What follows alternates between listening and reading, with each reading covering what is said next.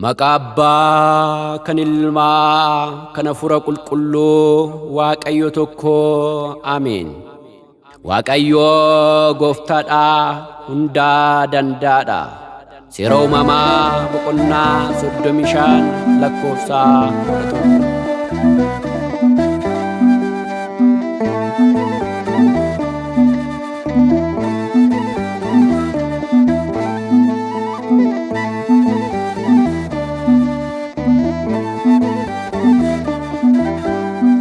Waaqayyo mootiidha hundaadha handaadha.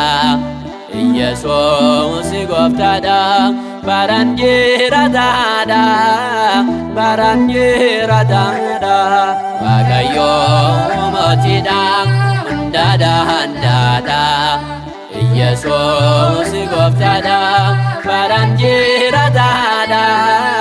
Baraan jiraataadha.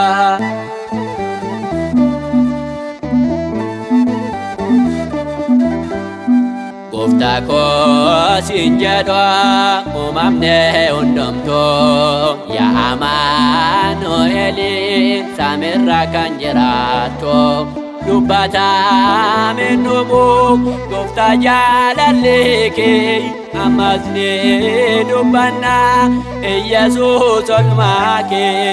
Waaqayyo mootiidha hundaadha handaadha.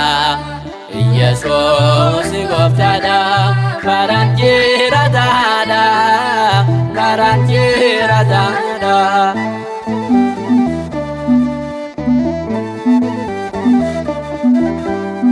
Moora horii keessatti Yesuus dhalatee nu fayyisuuf jettee fannoorraa kan ooltee.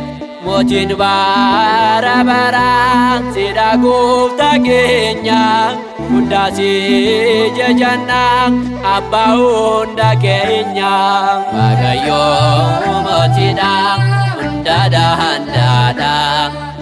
Yesuus Gooftaadha baraan jiraataadha. Baraan jiraataadha.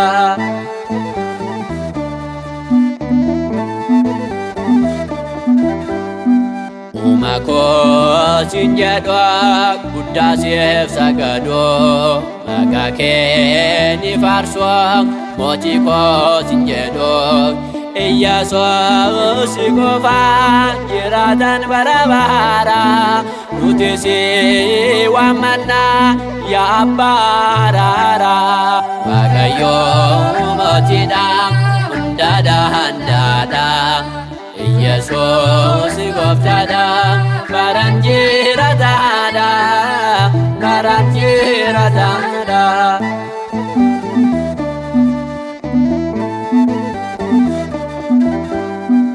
Durbirraa dhalatee fayyisaan addunyaa ishees ni kabajna haadha Gooftaa keenya.